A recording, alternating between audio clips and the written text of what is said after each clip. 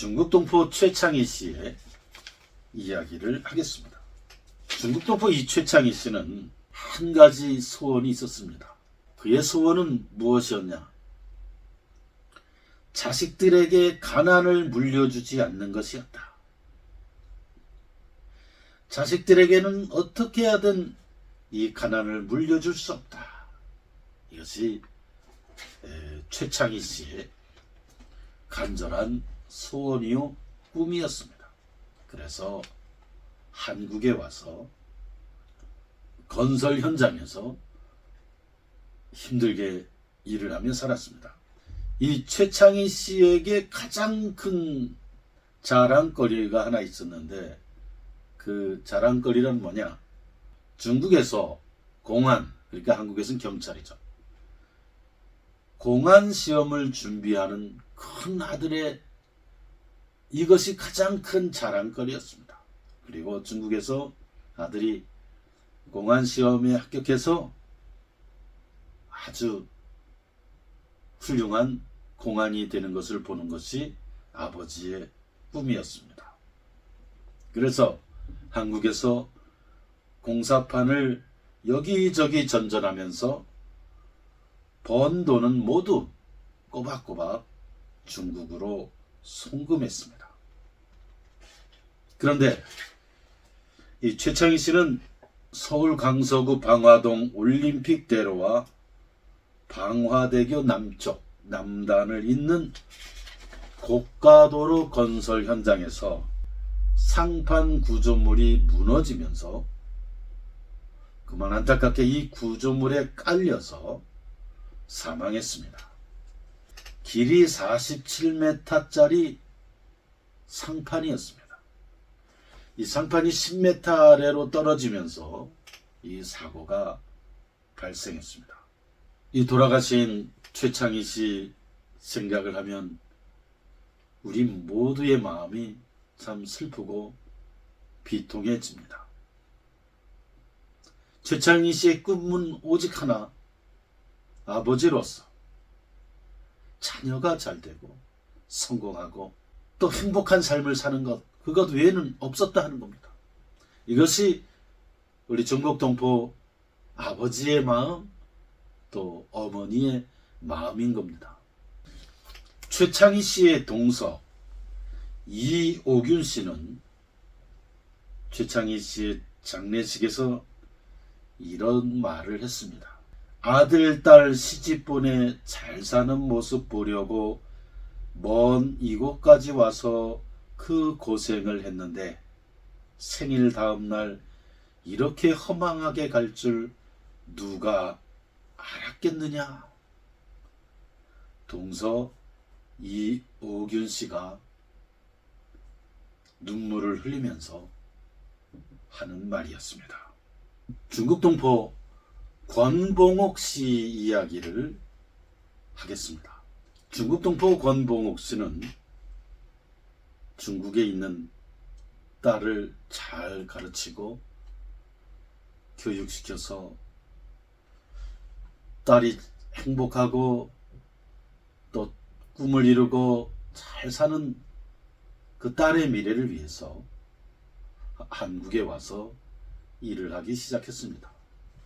그런데 이 권봉옥 씨는 처음에 한국으로 오려고 했을 때에 한국으로 오는 그 입국 과정에서 아주 나쁜 악질 브로커한테 속아서 한국 돈으로 99년 당시에 수천만 원을 사기당했습니다.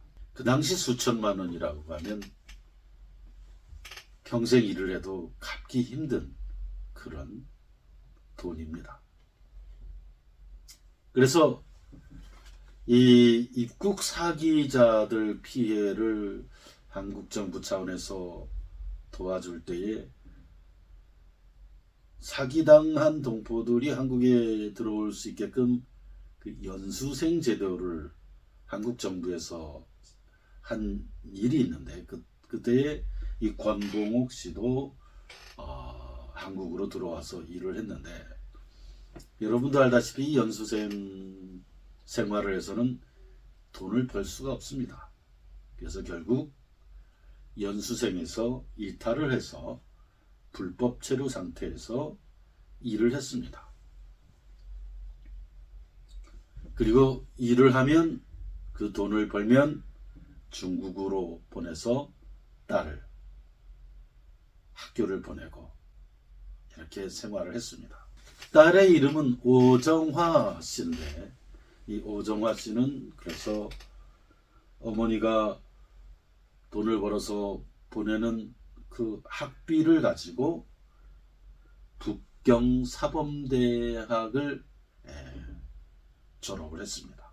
공부도 열심히 했고 졸업했습니다.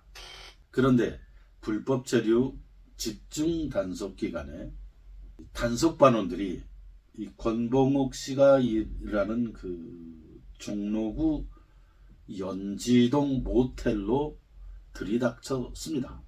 그래서 거기에서 모텔에서 일하는 불법 체류 동포들을 단속하는 과정에서 권봉옥 씨는 단속반원을 피해서 모텔의 8층의 한 방으로 도망가서 숨었고 문을 걸어 잠갔습니다.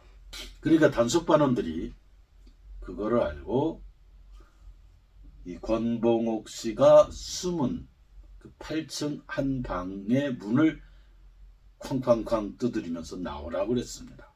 이때 권봉옥 씨는 문을 열고 나왔으면 아무 일이 없었을 텐데, 물론 중국으로 강제 추방을 당했겠죠. 그런데 권봉옥 씨는 아직도 갚아야 할 빚이 너무 많고, 또 딸, 또 중국에 있는 필요한 돈, 이걸 보내야 되기 때문에 지금 잡혀서 중국으로 간다면 희망이 없기 때문에 권봉옥 씨는 이 8층 그 건물 빌딩에서 이 단속반원을 피해서 바깥에 그 창문으로 나가서 창문 틀에 이 손을 이렇게 대고 매달린 상태로 단속반원들이 가기를 기다린 것이죠. 그런데도 단속반원들이 가지 않고 계속 문을 두드렸습니다. 나오라, 나오라. 권봉옥 씨는 8층의 그 창문에 이 두 손으로 버티다가 그만 더 이상 버티질 못하고 8층에서 추락해서 사망했습니다. 참, 이 이야기는 너무 슬프고 가슴이 찢어지는 우리의 이야기입니다. 만일 단속반원들이 문을 두드리고 나오라 했을 때 안 나오면 모른 척하고 그냥 가면 됐을 걸. 그걸 끝까지 나오라 한 것도 참 생각하면 괴로운 일이고, 또 어떻게든 이 단속을 피해 보려고 창문을 열고 창밖에 그 창문 틀 이걸로 손을 잡고 피신을 했던 권봉옥 씨의 그 마음을 생각해 본다면 우리 마음이 참 비통하고 찢어지는, 가슴이 찢어지는 이야기입니다. 이 권봉옥 씨는 오직 딸의 학비와 또 딸이 학교를 다니면서 병이 들어서 또 딸의 치료비, 중국에서 진 빚, 이것을 갚기 위해서 한국에서 그렇게 힘들게 일하다가 그만 불의의 사고로 안타깝게 이 세상을 떠나셨습니다. 오직 하나, 딸 자식 잘 되는 거, 딸 자식 교육, 딸 자식 뒷바라지, 이것이 우리 중국 조선족 동포 어머니의 마음입니다. 이 사고가 발생했던 시기는 노무현 대통령 시기였습니다. 2008년도였는데 그 당시에도 방문취업제가 도입됐지만 방문취업제가 도입된 지 얼마 안 됐기 때문에 불법 체류와 합법 체류가 함께 공존했던 불안한 시기였습니다. 그러다 보니 불법 체류로 살았던 우리 권봉옥 씨는 안타깝게 이런 슬픈 참 비통한 일을 당하셨던 것입니다. 어머니의 사고 소식을 들은 권봉옥 씨의 딸 오정화 씨는 어머니의 장례식을 치르기 위해서 중국에서 급하게 한국으로 왔습니다. 딸 오정화 씨의 슬픔은 사람의 말로 형용하기가 어려운 심정이었습니다. 권봉옥 씨의 딸 오정화 씨는 어머니의 장례식 마지막 날 노무현 대통령 앞으로 공개 편지를 써서 읽었습니다. 이 오정화 씨가 쓴 노무현 대통령을 향한 편지를 요약을 해서 읽도록 하겠습니다. 노무현 대통령님, 저희 외할아버지를 비롯한 상당수의 조선 사람들은 일제에 항거하고 굶주림을 면하기 위해 중국으로 이주했고 조국의 전쟁과 분단 등으로 인해 싫든 좋든 중국에서 살 수밖에 없었습니다. 그래서 중국의 공민이 됐지만 한시라도 조국을 잃어버린 적이 없습니다.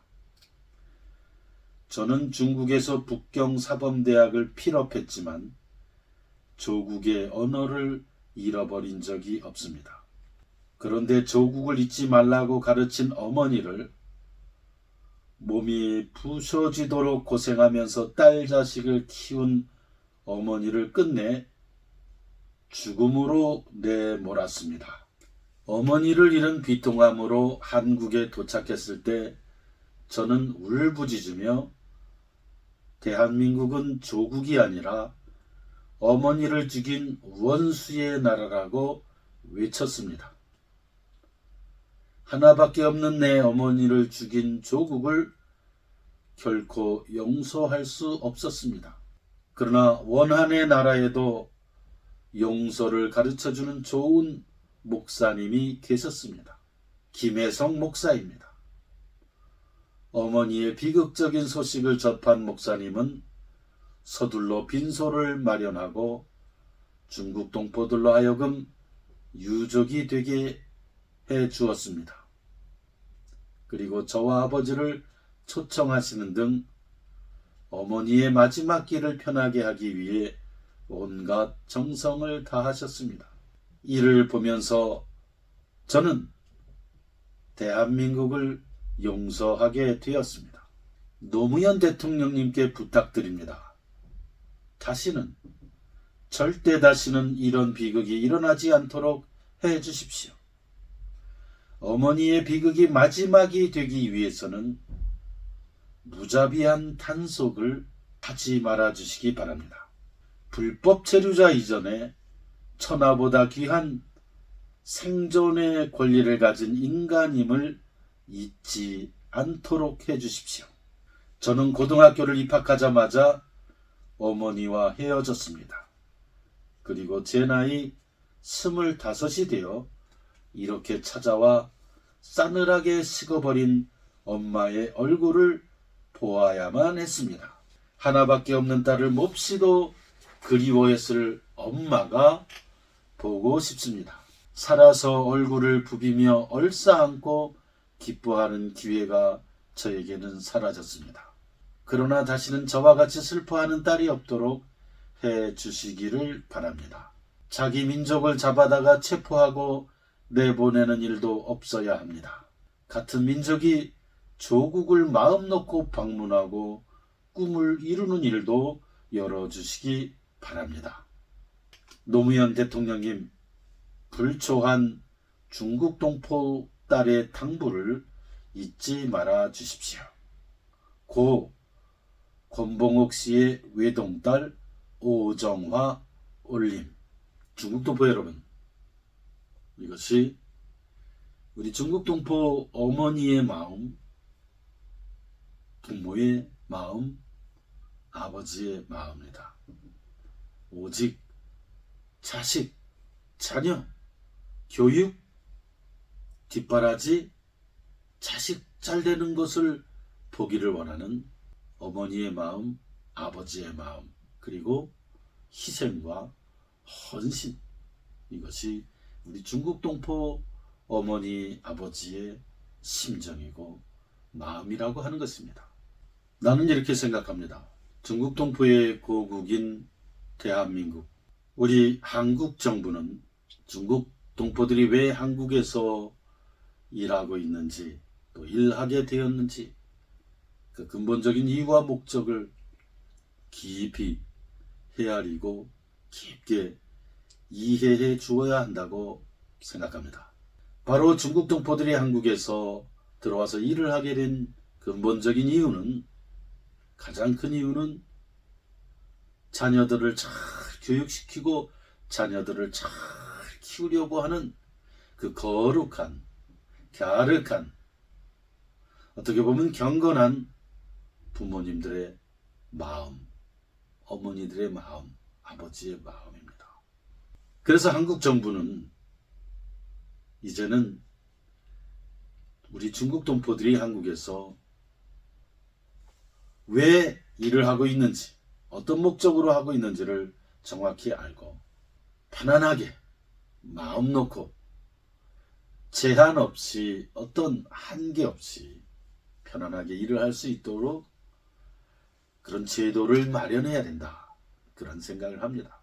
그래서 H2 비자, F4 비자, 재외동포 비자, 일을 할 수 없도록 한 취업 제한을 이제는 다 풀어서 성실하고 열심히 땀 흘려 일을 해서 자녀들을 잘 키우고 교육하고 가정이 행복할 수 있게끔 그런 취업 자유의 길을 확실하게 열어주어야 한다고 생각합니다. 권봉옥 씨가 안타깝게 추락해서 사망을 했을 때에 한국의 한 신문은 이렇게 보도했습니다. 한국 사회를 향한 질문이었습니다. 이 기사를 읽겠습니다. 항일 독립운동의 근거지였던 북간도 용정을 아십니까?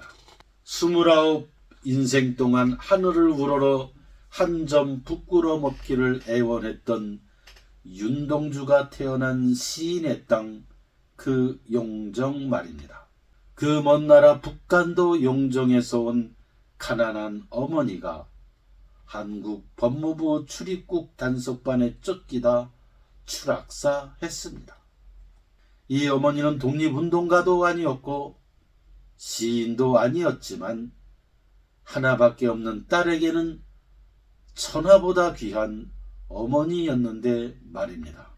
헤어진 지 수천 년이라도 되는 것처럼 제 민족을 외국인으로 분류해 강제 추방하는 지구상의 유일한 나라를 아십니까? 동포의 임금을 마구 떼어먹는 임금체불의 나라, 노예처럼 부려먹으면서 욕설과 폭행까지 일삼는 동족 인권유린 국가를 아십니까? 아, 대한민국입니다. 시인 윤동주가 환생해서 이 땅을 밟는다고 해도 불법 체류자 처지라면 환영은커녕 출입국 단속반원들의 저인망식 단속망에 걸려 강제 추방될 수밖에 없을 것입니다. 안중근 의사인들 예외이겠습니까? 권봉욱 씨는 중국에 딸을 두고 한국으로 올 때에 딸에게 이런 말을 했습니다. 엄마가 우리 딸 치료비랑 학비 벌어올게. 엄마는 할아버지 할머니의 고향에 돈 벌러 가는 거야. 걱정 안 해도 돼. 이것이 딸에게 해준 권봉욱 씨의 말입니다. 고국으로 돈 벌러 간 엄마는 딸과 약속을 지키지 못했습니다.